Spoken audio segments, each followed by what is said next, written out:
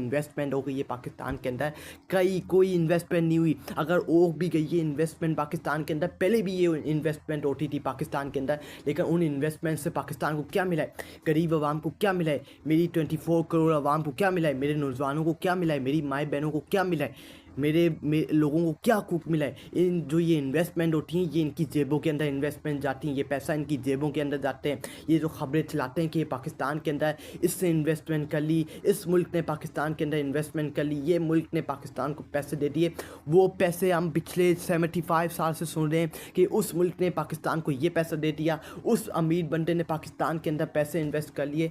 इन पैसों इन्वेस्ट करने के पैसे कहाँ गए? आज पाकिस्तान क्यों नहीं आगे बढ़ रहा? आज पाकिस्तान इंडिया के बराबर क्यों नहीं है? इंडिया और पाकिस्तान एक साथ आज़ाद हुए थे, वो पैसे कहाँ गए? जो मुल्कों ने इन्वेस्ट किए थे पाकिस्तान के अंदर, जो बड़े बड़े आदमियों ने, बड़े बड़े बिजनेसमैन ने पाकिस्तान के अंदर पैसे इन्वेस्टमेंट किए, वो पैसे कहाँ हैं? अभी भी खबरें चलती हैं टीवियों के ऊपर कि उसने पैसे इन्वेस्टमेंट कर लिए पाकिस्तान के अंदर, उस मुल्क ने पाकिस्तान को पैसे दे दिए, उस मुल्क ने पाकिस्तान को कर्जा दे दिया। वो पैसे कहाँ हैं? वो पैसे कहाँ लग रहे हैं? हमें भी मालूम होना चाहिए, इस कौम को भी मालूम होना चाहिए, लेकिन आप लोग नहीं बताएंगे। ये जो ऊपर वक्त के ये जीरो फ्रोन बैठे हैं, ये क्यों बताएंगे कि हम अपना जो ये इन्वेस्टमेंट का अगर पैसा मिलता भी है, कोई मुल्क में पैसा देता भी है, कर्जा पैसा देता भी है, वो पैसा इनकी जेबों में डाल रहा है, जाता जा रहा है और कहीं भी नहीं जा रहा है, इनके बैंकों के अंदर जाता जा रहा है, और ये इस मुल्क को, पाकिस्तान को तबाह और बर्बाद कर रहे हैं, और इस मुल्क के ऊपर ये कब्जा करके इस मुल्क के ऊपर अयाशियाँ कर रहे हैं। हम कब तक अपने मुँह के ऊपर ताला लगा के बैठे रहेंगे? कब तक हम अपने हकूक़ के लिए आवाज़ बुलंद नहीं करेंगे? कब तक?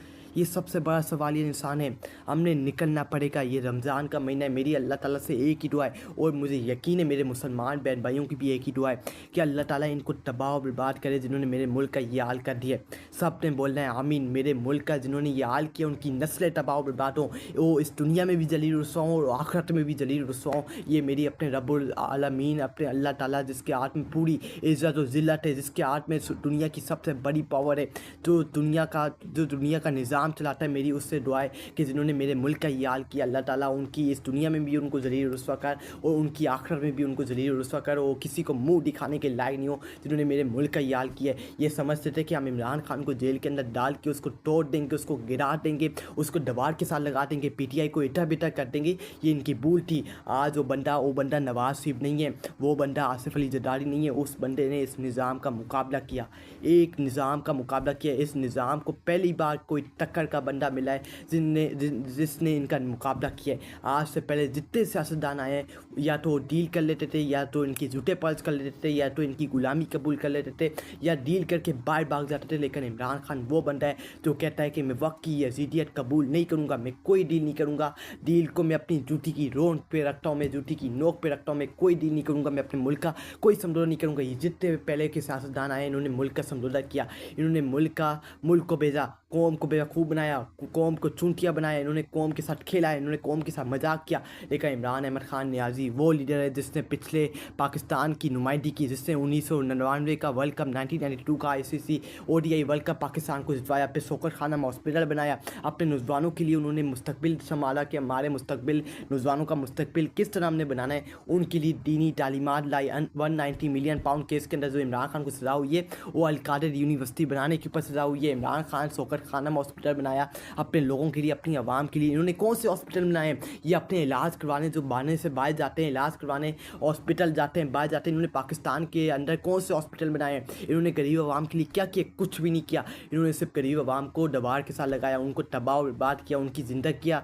उनकी कमाई इन्होंने तोड़ के रख दी, और इन्होंने गरीब आवाम के साथ खेला है, इस कौम के साथ खेला है, 24 करोड़ आवाम के साथ खेला है। आज लोग पाकिस्तान को खैर बात करके क्यों बाहर मुल्क शिफ्ट हो रहे हैं? क्योंकि आज नौजवान क्यों एक एक करके इस मुल्क को खैर बात करके जा रहा है? क्योंकि उसको इस मुल्क के अंदर कोई मुस्तकबिल नज़र नहीं आता। हम तो बड़ी शौक से टीवियों के ऊपर बैठ के ये जो वज़ीर आला, जो जाली एक फितना हो रहा है, जो बैठी हुई है पंजाब की वज़ीर आला बन के, 70 सीटें वाली, 70 सीटें जिसकी औकात, जिसकी कोई वैल्यू नहीं है, वो बच्चों को जाके लैपटॉप देती है, वो कॉलेज के अंदर, यूनिवर्सिटी के अंदर जाके स्पीच करती है, उसकी कोई औकात, उसकी कोई वैल्यू नहीं है। इससे जाके पहले पूछना चाहिए कि मरियम नवाज, तेरी औकात, तेरी वैल्यू क्या है? तेरी 2 टकी की कोई औकात नहीं है, तेरी 2 टकी की कोई वैल्यू वैल्यू नहीं है तेरी। तो टक्की की तू 70 सीटें जीत के तू बच्चों के पास जाती, नौजवानों के पास जाती, नौजवान तेरे ऊपर लान तान करते हैं। तू एक फितना औरत थी, तू फितना औरत तू इस मुल्क की तबाही है, तू इस मुल्क को तबाह और बर्बाद करी। जब तक ये फितना औरत इस मुल्क के ऊपर बैठी हुई है ये मुल्क कभी तरक्की नहीं कर सकता, ये मुल्क कभी आगे नहीं बढ़ सकता। ये अपनी बात आप खोल के रख लें,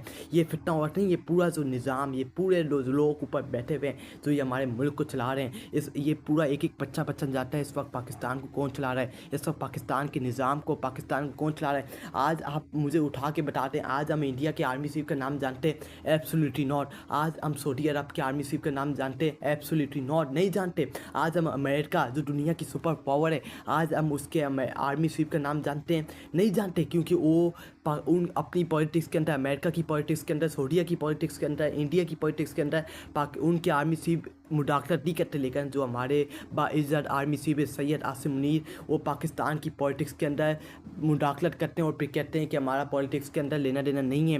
मैं उनसे कहना चाहता हूँ कि हम इस कौम को आपसे बहुत सी उम्मीदें थी कि आप ये कर देंगे, आप वो कर देंगे, लेकिन आप इन छोरों के साथ मिले हुए हैं, आप इन छोरों यजीदों के साथ मिले हुए जिन्होंने हमारे मुल्क के ऊपर 40 सालों से कब्जा करके हमारे मुल्क का गरीब आवाम का पैसा खाया। आपको इनका हिसाब किताब लेना चाहिए था, इनको कटेरे में लाना चाहिए था। इनकी हिम्मत, इनकी ज़रूरत कैसे हुई कि इन्होंने हमारी गरीब आवाम का, हमारे लोगों का पैसा खाया, अपने बैंकों में लाया। ये सारा पैसा जो इन्होंने चोरी किया था, आपका काम था कि इनको बोलते कि वापसी लाओ पाकिस्तान के अंदर पैसा जो तुम लोगों ने चोरी करके लोगों का पैसा खाया है, लेकिन आपने वो नहीं किया।